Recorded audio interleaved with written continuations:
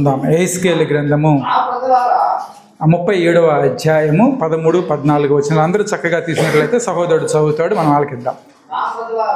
నా ప్రజలారా, నేను సమాధులను తెరచి సమాధులలోనున్న మిమ్మును బయటికి రప్పించగా నేను యెహోవానై ఉన్నానని మీరు తెలుసుకొందురు. మీరు బ్రతుకున్నట్లు నా ఆత్మను మీలో ఉంచి మీ దేశములో మిమ్మును నివసింపచేసేదను. యెహోవానగు నేను మాట ఇచ్చి దానిని నెరవేర్తునని మీరు తెలుసుకొందురు. ఇదే యెహోవా వాక్కు. ప్రార్థన చేసుకుందాం. వాక్య స్వరూపి యేసయ్య, నీకే వందనాలు, స్తోత్రాలు. ఈ మధ్యాహ్న కాల సమయంలో తండ్రి, నీ వాక్యము చదువుకోవటానికి, ధ్యానించుకోవటానికి మీరు ఇచ్చిన గొప్ప తరుణాన్ని బట్టి నీకు వందనాలు యేసయ్య. అల్పుని అయోగ్యుని నన్ను మీ సిలువ చోటను మరుగుపరుచుకున్నటువంటి విధానంను బట్టి నీకు వందనాలు, స్తోత్రాలు. నేను కాదు తండ్రి, మీరు మాట్లాడండి. మీరు మాట్లాడితే మేము బ్రతకగలం. నీ వాక్యం మాకు జీవాన్ని దయచేస్తుంది. వింటున్నటువంటి బిడ్డలందరి హృదయాలను మీరు సిద్ధపరచండి యేసయ్య. ఈ వాక్యము విని మా జీవితాల్లో అన్వయించుకొని తండ్రి, నీ చిత్తానుసారముగా నడవగలిగే శక్తిని మా అందరికీ మీరు దయచేయమని నజరేయుడైన యేసు నామమున ప్రార్థించి వేడుకొంచున్నాము తండ్రి, ఆమేన్. హల్లెలూయా.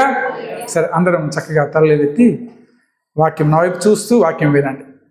ఏ గ్రంథంలోంచి ఈ వాక్యం చదువుకున్నాం మనం? యెహెజ్కేలు. యెహెజ్కేలు అనే ఒక ప్రవక్త రచించినటువంటి గ్రంథం. యెహెజ్కేలు అనే మాటకు అర్థం ఏంటంటే దేవుడు బలపరుచును. ఏంటి అర్థం దానికి? దేవుడు బలపరుచును. యెహెజ్కేలు అంటే దేవుడు బలపరుచును అని అర్థం. అయితే ఈ ప్రవక్త ఒక సందర్భంలో దర్శనాలను చుట్టం ప్రారంభించాడు. ఏ సందర్భంలో అంటే, ఇశ్రాయేలు ప్రజలందరూ కూడా కల్దీయుల దేశమైనటువంటి కేబారు నదీ ప్రాంతంలో ఉన్నప్పుడు దర్శనాలను చూడటం యెహెజ్కేలు ప్రవక్త దేవుడు ఆయనకి అనుగ్రహించాడు. అయితే ఇశ్రాయేలు ప్రజలందరూ కూడా బబులోను సామ్రాజ్యంలో చెరలో ఉన్నప్పుడు యెహెజ్కేలు ఈ ప్రవచనాలు ప్రవచించటం, ఈ ప్రవచన గ్రంథమును తెలియపరచటం జరిగింది. యెహెజ్కేలు గ్రంథంలో మనకి 13 ప్రవచనాలు కనిపిస్తాయి, 13 దర్శనాలు కనిపిస్తాయి. ఈ 13 దర్శనాలు వాటన్నిటిని బట్టి ఈ యెహెజ్కేలు గ్రంథాన్ని దర్శనముల గ్రంథము అని కూడా పిలుస్తాం. యెహెజ్కేలు ప్రవక్త యెషయా, ఇర్మియా, దానియేలు, గుర్తున్నారా మీకు ప్రవక్తలు? వీళ్ళు ఆ కాలానికి సంబంధించినటువంటి వారు. ఎక్కడ ఉండి ఈ ప్రవచనాలు చేశాడు యెహెజ్కేలు అంటే, ఇశ్రాయేలు ప్రజలందరూ కూడా బబులోను చెరలో ఉన్నప్పుడు అక్కడ నుండి ఈ యొక్క ప్రవచనములు, దర్శనములు చూసి దేవుని యొక్క మాటల్ని ప్రజలందరికీ కూడా ఆయన బయలుపరిచారు. అయితే మనం చదువుకున్నటువంటి వాక్య భాగము, యూదులు, బెన్యామీను గోత్రీకులు బబులోను చెరలో సమాధి స్థితిలో ఉన్నప్పుడు వారికి దేవుడిచ్చినటువంటి మాట మనం చూస్తూ ఉన్నాం. ఎక్కడ ఉన్నారు అప్పుడు ఇశ్రాయేలు ప్రజలు? బబులోను చెరలో ఉన్నారు. ఈ చెరలో వారు ఎలాంటి స్థితిలో ఉన్నారు అంటే సమాధి స్థితి. సమాధి స్థితి అంటే చనిపోయి ఏమైపోయారు? పాతిపెట్టారు. చనిపోయి పాతి పెట్టబడిన తర్వాత ఇంకా లేచే అవకాశం లేదు. వాళ్ళకి జీవము అనేది కలిగే అవకాశం లేదు. ఈ సందర్భంలో దేవుని యొక్క దర్శనాన్ని చూసినటువంటి, దేవుడు చూపించినటువంటి దర్శనంలో నడిచినటువంటి యెహెజ్కేలుతో దేవుడు పలుకుతున్న మాటలు ఇవి. ఏమంటున్నారట ఆయన? నేను సమాధులను తెరచి సమాధుల్లో ఉన్నటువంటి మిమ్మల్ని అందరినీ కూడా బయటికి నేను రప్పిస్తాను. రప్పించినప్పుడు మీరేమని తెలుసుకుంటారు? నేను దేవుణ్ణై ఉన్నానని మీరందరూ కూడా తెలుసుకుంటారు. మీరందరూ సమాధి స్థితిలో ఉన్నారు కదా, చనిపోయిన స్థితిలో ఉన్నారు కదా. ఆ చనిపోయిన స్థితిలో నుంచి మిమ్మల్ని నేను లేవనెత్తుతాను. అంటే ఆ సమాధిలోంచి మిమ్మల్ని బయటికి తీసుకుని వచ్చి మీకు జీవాన్ని నేను దయచేస్తాను. అని చెప్పి దేవుడు యెహెజ్కేలు ప్రవక్తకి చూపినటువంటి దర్శనం, దానిలో వచ్చినటువంటి మాటలు మనం చదువుకొని ఉన్నాం. అయితే ఈ దర్శనాన్ని యెహెజ్కేలు ఎప్పుడు చూశాడు, ఎలా చూశాడు అనే విషయం మనకు అర్థం కావాలంటే యెహెజ్కేలు గ్రంథము 37వ అధ్యాయంలో 1వ వచనం చదువుతారా?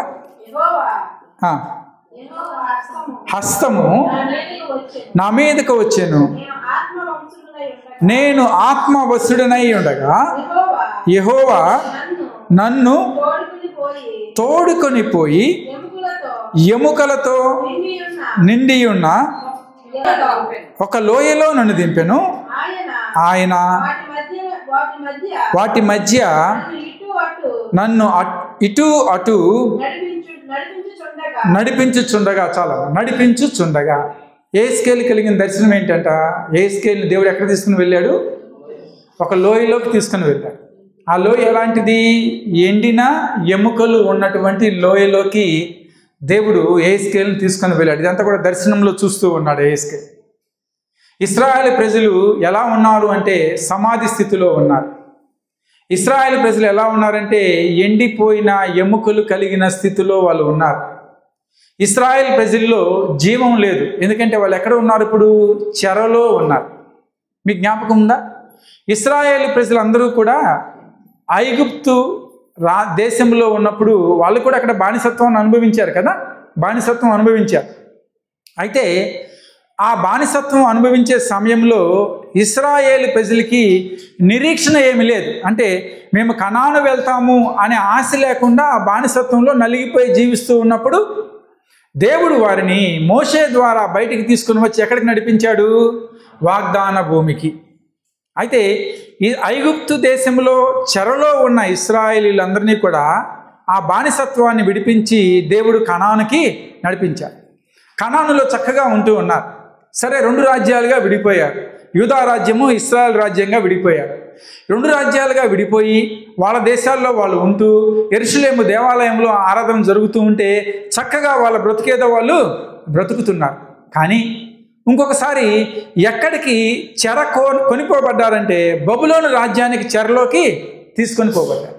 సహజంగా చూడండి, ఒక స్థితిలో ఉన్నటువంటి మనము, చక్కని ఇల్లు, మంచి కుటుంబం, పిల్లలు ఉన్నటువంటి వారు గబాలన శ్రమంలోకి వెళ్ళినప్పుడు ఏమనిపిస్తుందంటే అబ్బో మేము దాన్ని అంతా కూడా వదిలేసి ఈ చెరలో నలిగిపోతున్నాం అనే బాధ కలుగుతుంది. అంతకుముందు చెరలో లేరా? ఉన్నారు.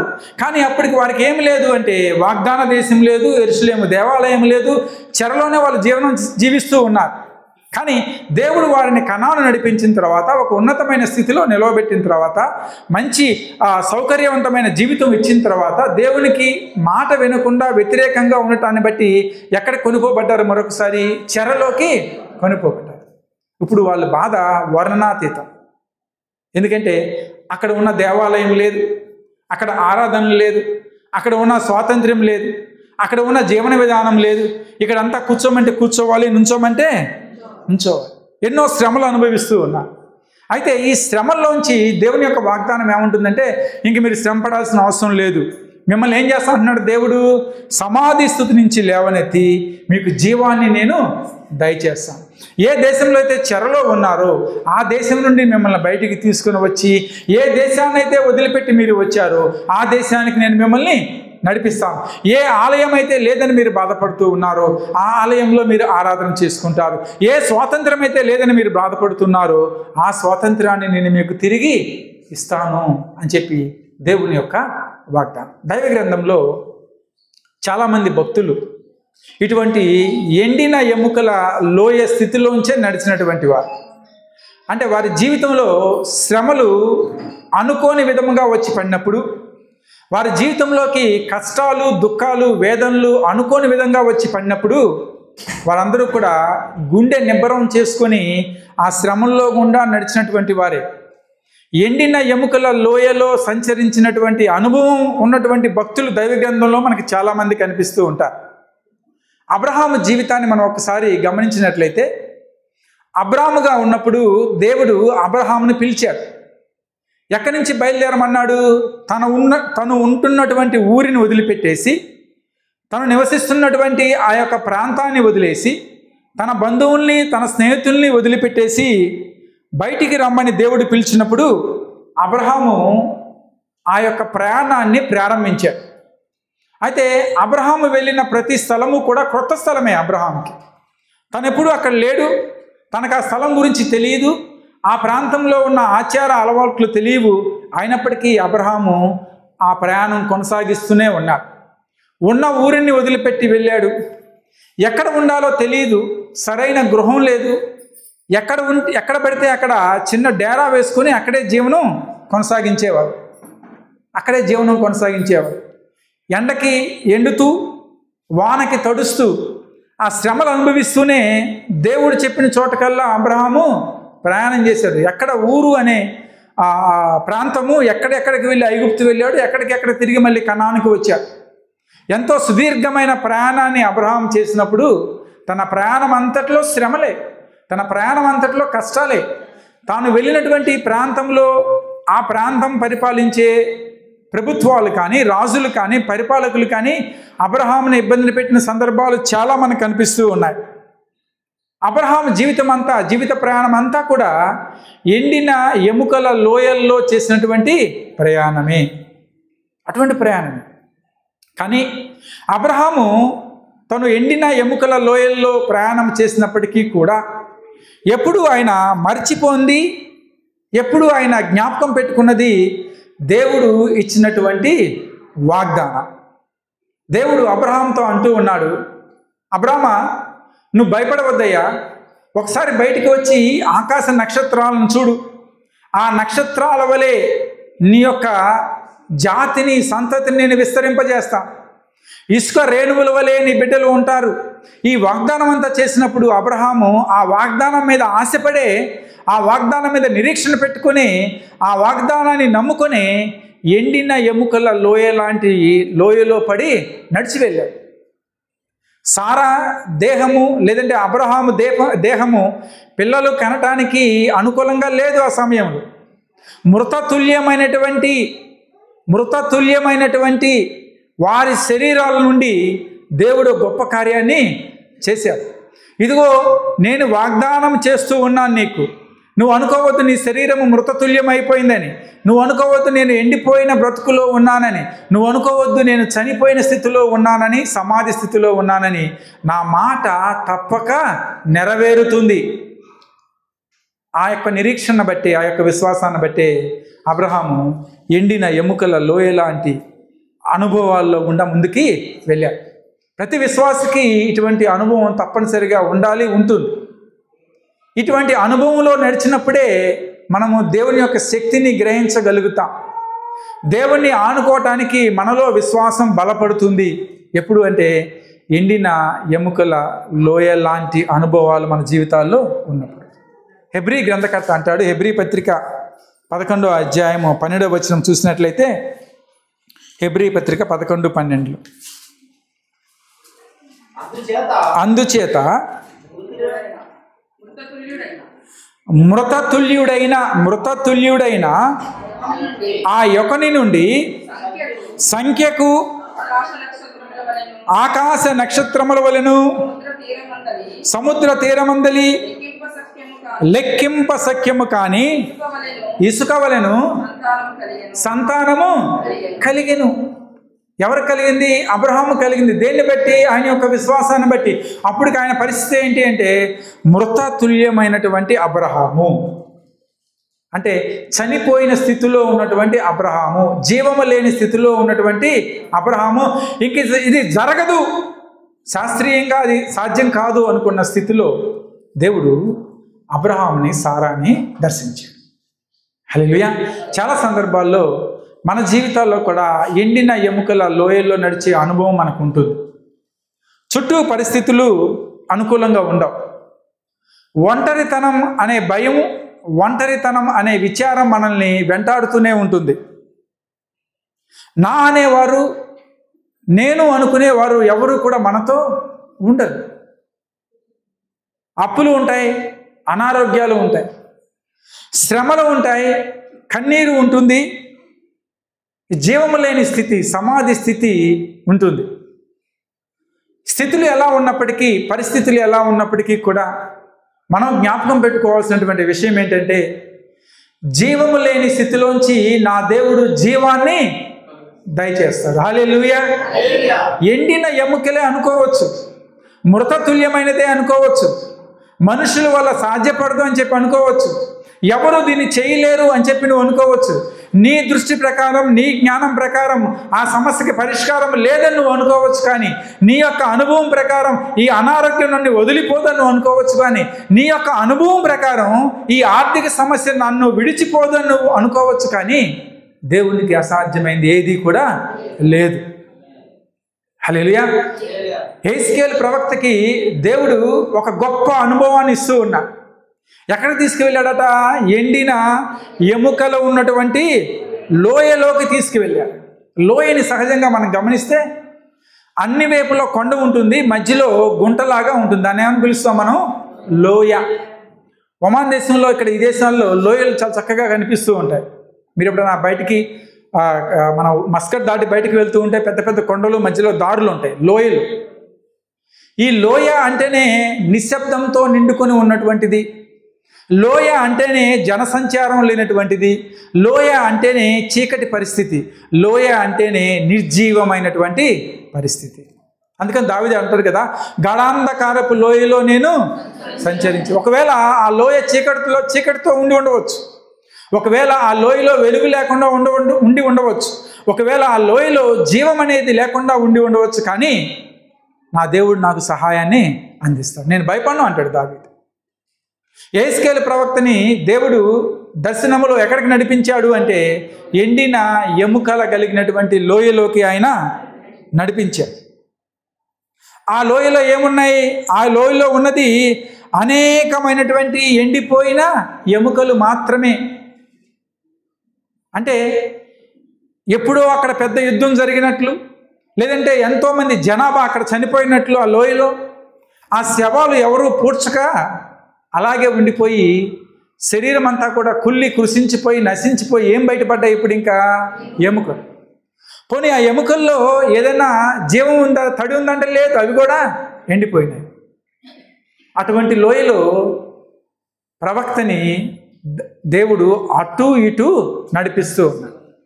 ఎటు నడిచినా కాళ్ళకి ఎముకలే తగులుతూ ఉన్నాయి, ఎటు వెళ్ళినా భయంకరంగా పుర్రెలే కనిపిస్తూ ఉన్నాయి. జీవము అనే మాట అసలు అక్కడ లేనే లే.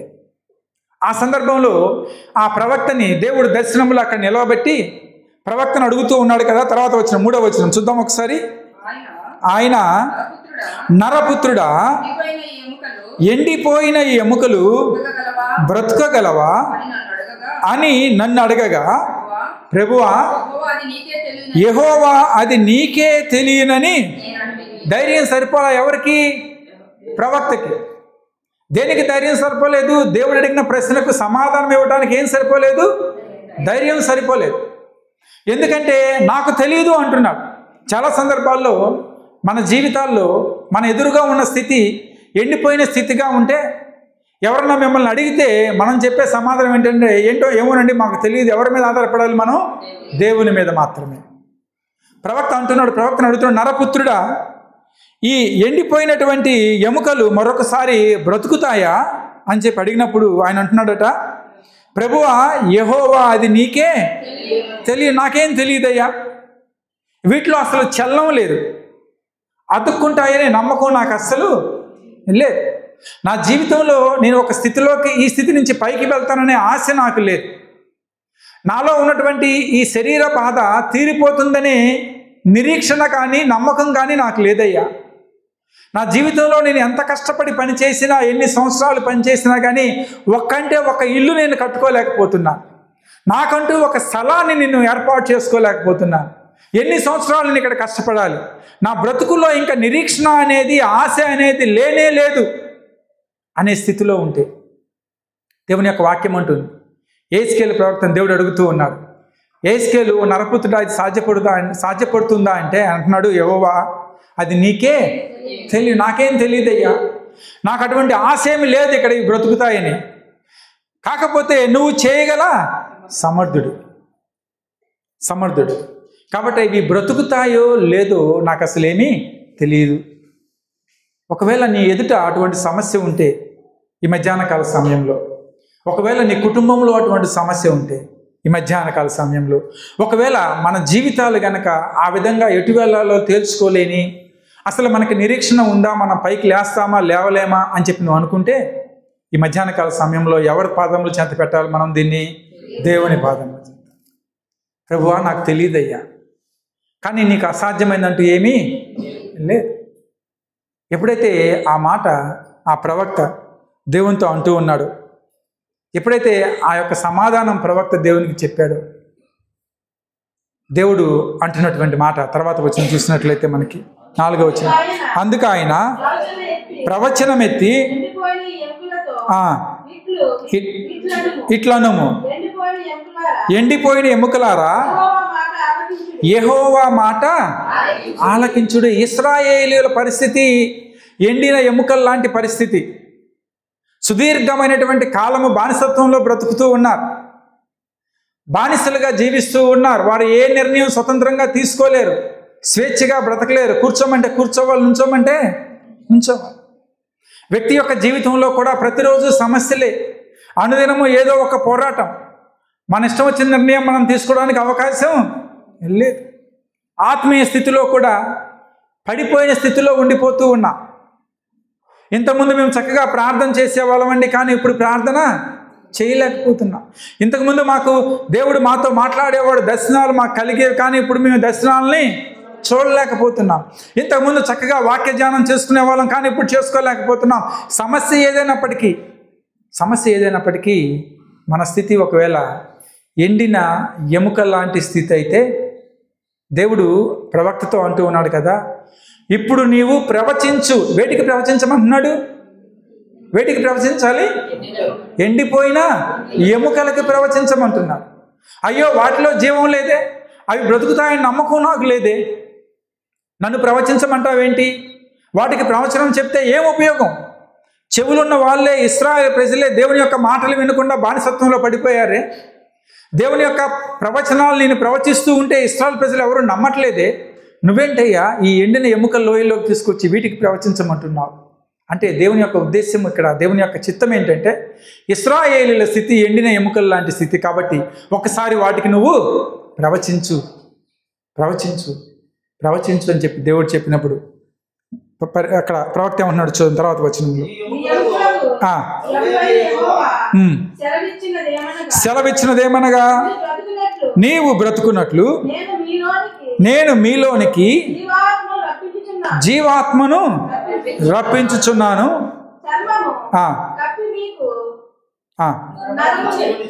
చర్మము కప్పి మీకు నరములనిచ్చి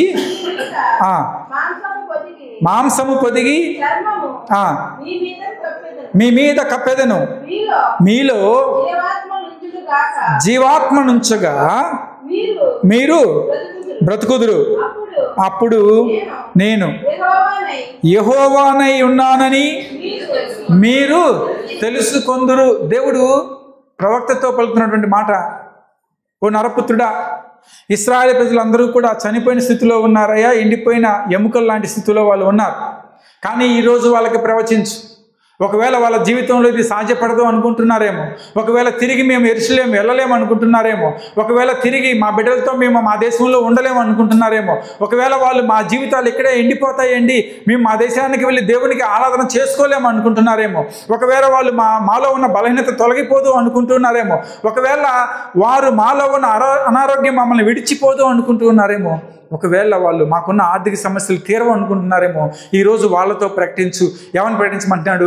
మీకు దేవుడు జీవాన్ని దయచేస్తాడు. హల్లెలూయా. ఎండిన ఎముకల మీదకి ఏమొస్తుంది? ఇప్పుడు జీవం వస్తుంది. నువ్వు ప్రవచించగానే వాటికి నరాలు సమకూర్చబడతాయి, మాంసము సమకూర్చబడుతుంది, చర్మము సమకూర్చబడుతుంది, వాటిలోకి జీవాత్మ వస్తుంది. వారందరూ కూడా తిరిగి బ్రతుకుతారు. ఓ యెరూషలేము ప్రజలారా, ఓ ఇశ్రాయేలు ప్రజలారా, ఓ యూదులారా, మీ జీవితాల్లో మీరు సమస్యల్లో మునిగిపోయారేమో, ఇదిగో దేవుడు మిమ్మల్ని జ్ఞాపకం చేసుకుంటున్నాడు. హల్లెలూయా. దేవుడు మిమ్మల్ని తిరిగి బ్రతికిస్తానని వాగ్దానం చేస్తున్నాడు. దేవుడు మీకు తిరిగి జీవాన్ని ఇస్తానని వాగ్దానం చేస్తున్నాడు. ఈ దర్శనంలో యెహెజ్కేలు ద్వారా దేవుడు మాట్లాడుతున్న మాట అదే. ఇదిగో నిన్ను నేను తిరిగి జీవింపజేయబోతున్నా. నీ సమస్య ఏదైనా ఉండవచ్చు ఈ మధ్యాహ్న కాల సమయంలో. నువ్వు ఏ సమస్య వచ్చి ఉన్నావో నాకంటే నీకు బాగా తెలుసు, దేవునికి బాగా తెలుసు. కానీ దేవుడు అంటున్నాడు, ఇదిగో తిరిగి నేను నీకు జీవాన్ని ఇస్తున్నాను. హల్లెలూయా. ఏదైతే నువ్వు కోల్పోయావో, ఏదైతే ఎండిపోయిన స్థితిలో ఉన్నావో, ఇదిగో తిరిగి నేను నిన్ను జీవింప చేస్తాను అంటున్నాడు దేవుడు. ఎప్పుడైతే ఆ ప్రవక్తకి ఈ విధంగా ప్రవచించు అని చెప్పాడు, ప్రవక్త ఎండిన ఎముకలకి ప్రవచనం చేశాడు. ఎండిన ఎముకలకి ఆ మాట చెప్పాడు. ఎండిన ఎముకలతో మాట్లాడుతూ ఉన్నాడు. దేవుడి మాట నన్ను చెప్పమన్నాడు కాబట్టి నేను చెప్తూ ఉన్నాను అని చెప్పి ఎప్పుడైతే ఆ ప్రవక్త దేవుని యొక్క మాటను ప్రవచించాడో ఏం జరిగింది అక్కడ అంటే, ఎండిన ఎముకలన్నీ కూడా ఒకదానికొకటి అతుక్కున్నాయట, ఒకదానికొకటి కలుసుకున్నాయి. తలకాయ, కాళ్ళు, చేతులు ఎక్కడెక్కడో పడిపోయి ఉన్నాయి. ఆ బోన్లు మాత్రమే కనపడుతూ ఉన్నాయి. ఈ బోన్లన్నీ కూడా ఒకదానికొకటి వచ్చి అతుక్కొని చక్కగా ఒక అస్థిపంజరంలాగా నిలబడిపోయాయి. ఒక అస్థిపంజరంలాగా నిలబడిపోయాయి. వాటి మీదకి నరములు రావటం మొదలుపెట్టాయి, మాంసం కప్పటం మొదలుపెట్టింది, చర్మం రావటం మొదలుపెట్టింది.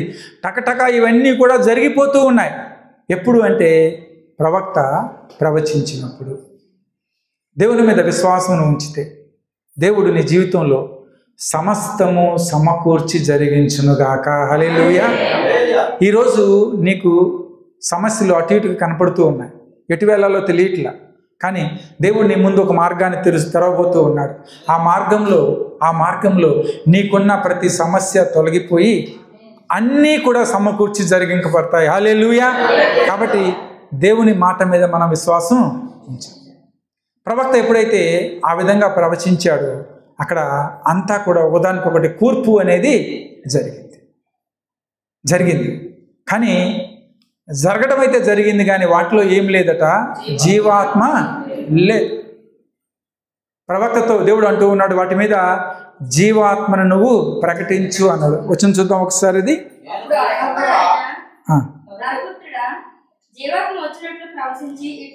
ఇట్లనము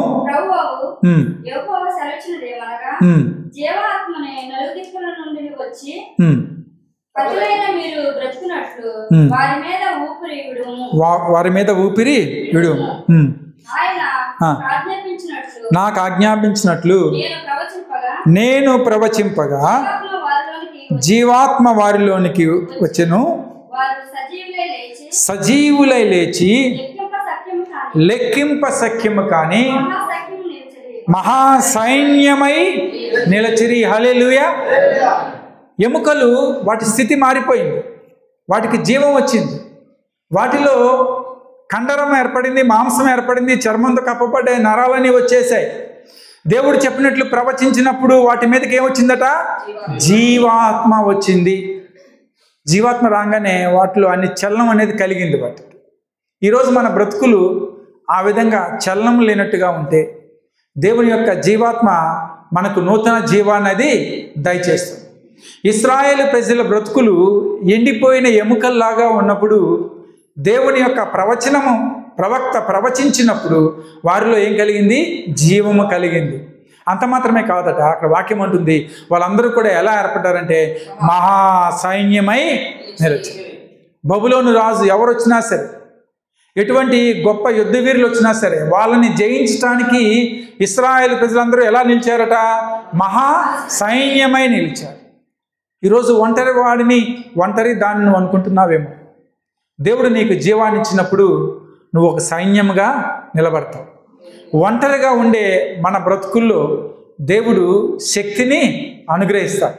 నువ్వు ఒంటరి దాన్ని అనుకోకుండా నాకు దేవుడు తోడుగా ఉన్నాడు అంటే ఆ మహాసైన్యమే నీకు తోడుగా ఉంటుంది. హల్లెలూయా. కాబట్టి ఇక్కడ ప్రవక్త ప్రవచించినప్పుడు వాటిలోకి జీవాత్మ రావటాన్ని బట్టి అవన్నీ కూడా ఎలా లేచి నిలబడ్డాయి, మహాసైన్యముగా అవన్నీ కూడా లేచి నిలబడ్డాయి.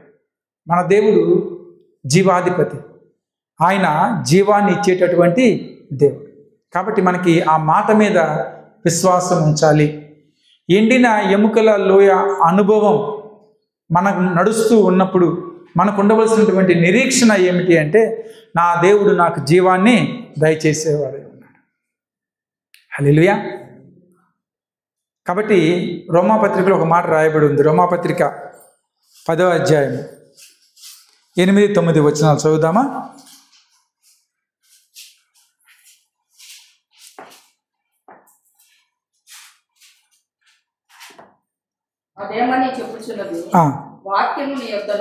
వాక్యము నీ యొద్దను నీ నోటను నీ హృదయములోను ఉన్నది, అది మేము ప్రకటించు విశ్వాస వాక్యమే. అదేమనగా యేసు ప్రభువని నీ నోటితో ఒప్పుకొని దేవుడు ఆయనను లేపనని నీ హృదయమందు విశ్వసించిన యెడల నీవు రక్షింపబడుదువు. ఈ మధ్యాహ్నకాల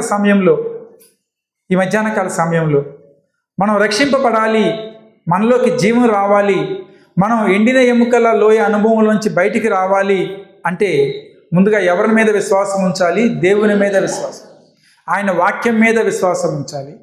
ఆయనే దేవుడని మనం ఒప్పుకోవాలి. ఆయన మృత్యువుని జయించి తిరిగి లేచాడని మన హృదయంలో మనం విశ్వసించాలి. విశ్వసించినప్పుడు మనకేం కలుగుతుందట? రక్షణ అనేది కలుగుతుంది. ఎప్పుడైతే మనం రక్షించబడతామో దేవుని దగ్గర నుండి జీవమును మనం పొందుకుంటాం. ఎవరి దగ్గర నుంచి? దేవుని దగ్గర నుంచి ఏం పొందుకుంటాం? మనం జీవాన్ని పొందుకుంటాం. ఆదికాండము 2వ అధ్యాయం 7వ వచనంలో కూడా దేవుడు మనిషిని చేసిన తరువాత వాడిలోకి ఏం ఊదాడు? ఊదినప్పుడు వారిలో ఏం కలిగిందట? జీవం కలిగింది. మనలో జీవం కలగాలి అంటే దేవుని యొక్క ఆత్మను మనం పొందుకున్న వారిగా ఉండాలి. దేవుని యొక్క ఆత్మను మనం పొందుకోవాలి. అప్పుడే ఎండిన ఎముకల్లాంటి మన జీవితంలో దేవుడు ఒక నూతన కార్యాన్ని ఆయన చేస్తాడు. హల్లెలూయా.